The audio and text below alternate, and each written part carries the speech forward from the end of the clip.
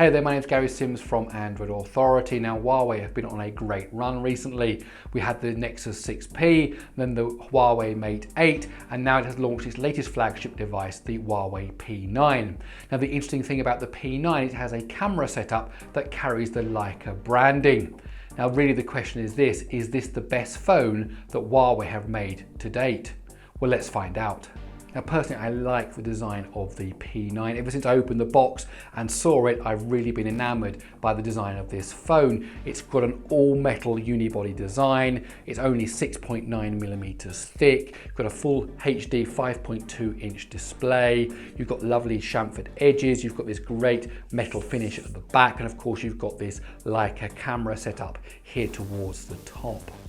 Now the design language here is very similar to that of the Huawei P8, and quite rightly so, because the P8 was also a good looking device. Just with the P9, everything has been refined just that little bit more. So looking around the phone, at the front we have the 5.2-inch Full HD display along with the Huawei logo. There's no physical home button as all the navigation keys are on screen. On the right hand side we'll find the power button, which is now textured. That's a minor change from the Huawei P8, and the volume rocker. On the left hand side is the SIM tray. Now my review model is the single SIM model, and there is a space also on the tray for SD card support. At the top of the phone you'll find just a single hole for the microphone, whereas at the bottom things are quite busy. You have the microphone port hole as well, you have the headphone jack, you have the speaker grill, and you have the USB Type-C charging port.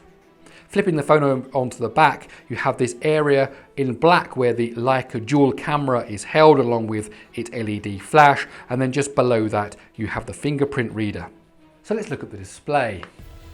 The Huawei P9 comes with a Full HD 5.2-inch IPS display and has 2.5D glass. According to the specs, the display is capable of 500 nits of brightness and has a 96% color saturation. That 1920 by 1080 resolution yields a very decent 423 pixels per inch. The display is bright and works well indoors and outdoors. The screen is vivid and saturated with some great contrast. It also has great viewing angles.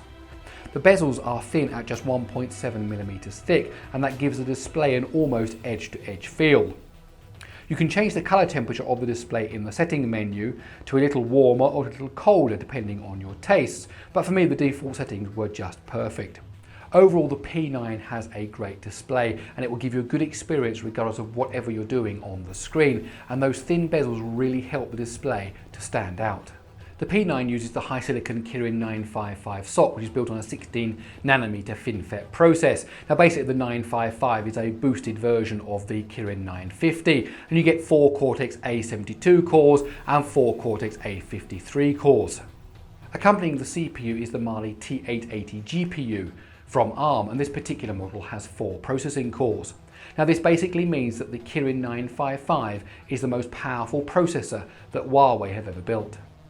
In terms of day-to-day performance, the P9 is an absolute dream. It's fast, it's fluid, the animations are smooth, and the multitasking is a breeze.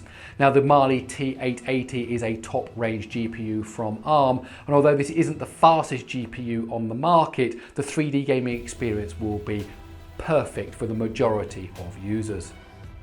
Now the octa-core arrangement with those 4 Cortex A72 cores and the 4 Cortex A53 cores really shine when it comes to the benchmarks.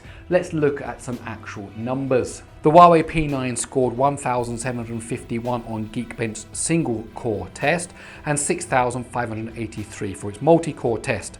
Now for some context, those scores are better than phones that have the Snapdragon 810 and better than phones that have the Exynos 7420. For Antutu, the P9 scored 96,703, which again ranks it faster than the Samsung Galaxy Note 5, faster than the Mate 8, as you would expect, and faster than the Galaxy S6. For Epic Citadel, this device manages a sweet 59 frames per second in ultra high quality mode, and you really can't ask for any more than that. The fingerprint reader on the P9 is very good. To be honest, I've come to expect nothing less from Huawei. The fingerprint reader on the Mate 8 was excellent, and the P9 follows suit. Since the fingerprint reader is on the back, you can wake and unlock your phone just by putting your finger on the reader. You can also use the fingerprint reader to trigger the shutter while taking photographs, as well as swipe left to right when viewing photos in the gallery. You can even use it to answer an incoming call. The Huawei P9 features a single speaker on the bottom edge next to the Type-C USB port. The speaker is quite loud and the sound is reasonable considering it isn't a front-facing speaker. However, as with many smartphones, music can sound a bit thin with a lack of bass. I found that at full volume some tracks tended to distort, and the sound quality improved actually when the volume was turned down a notch or two. The P9 has a 3000 mAh battery, which is a great plus point when you consider how sleek this device is. I did some battery tests and this is what I found out. First of all, I ran Epic Citadel to test the battery life while playing 3D games. According to my calculations, we'll be able to play 3D games for around 3.5 hours on a full charge. As for simpler tasks like browsing the web, you'll be able to do that for at least 7 hours on a full charge, or alternatively you could watch YouTube videos streamed over Wi-Fi for 8 hours. Overall, you're going to be able to get through a full day with this battery without any problems whatsoever. During my testing over a 24-hour period, I got a screen on time of 4.5 hours, and during that time I was surfing the web, watching YouTube videos and playing 3D games. If you need some more battery statistics and a look at how fast this phone charges, then please head over to AndroidAuthority.com to find the written companion that goes with this video.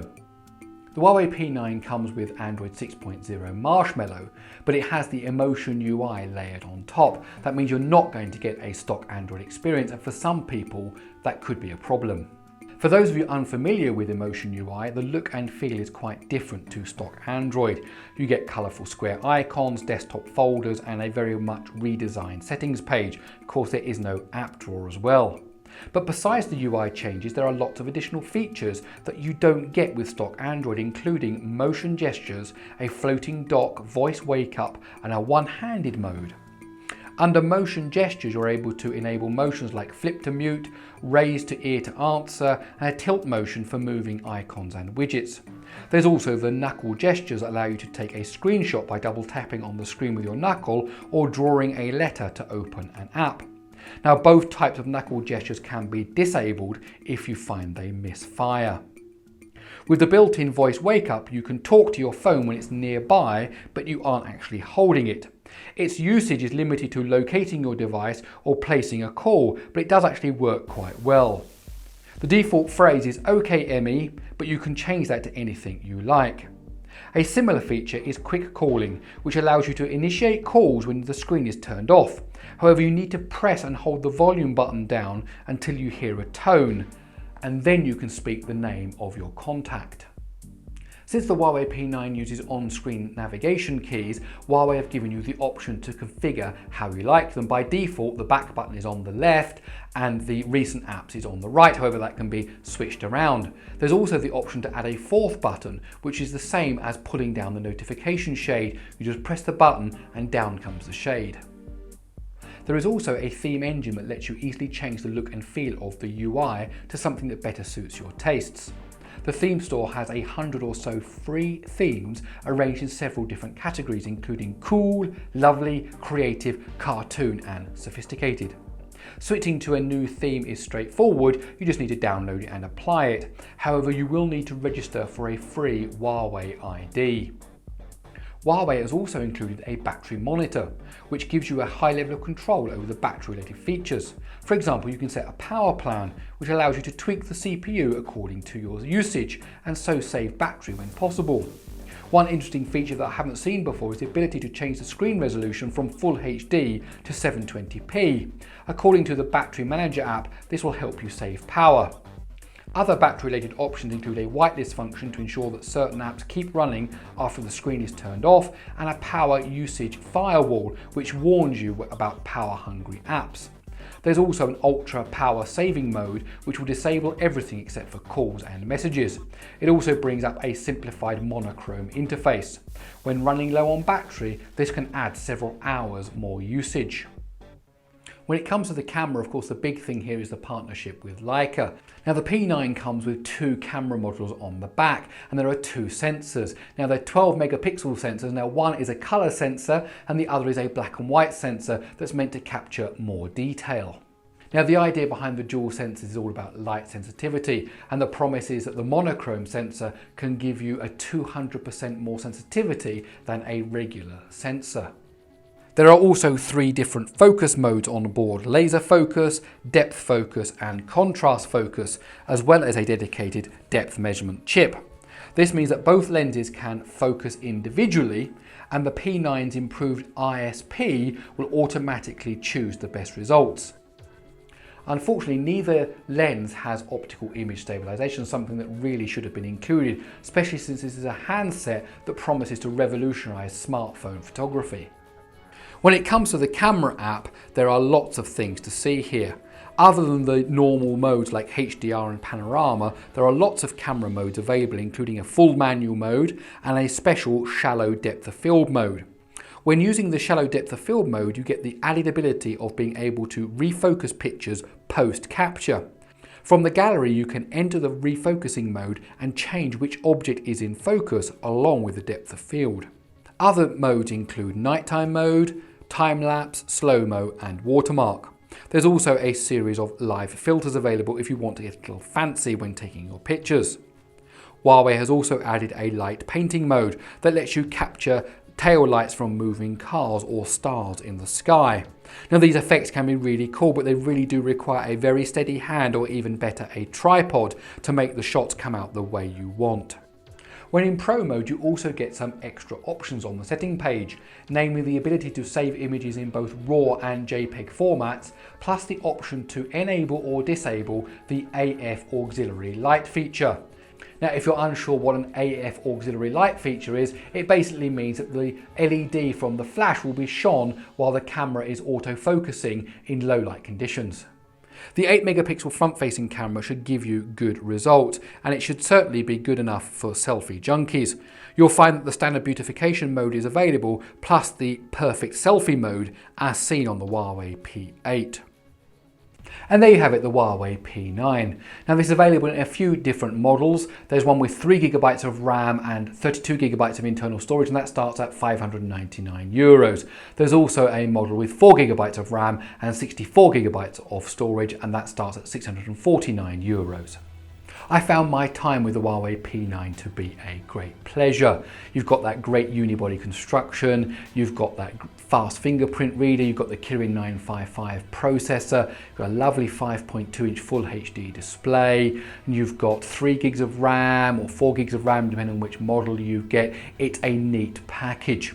Now, the one thing that some people stumble over is the inclusion of the Emotion UI rather than stock Android. Personally, I don't mind. I actually quite like it, but you may feel differently.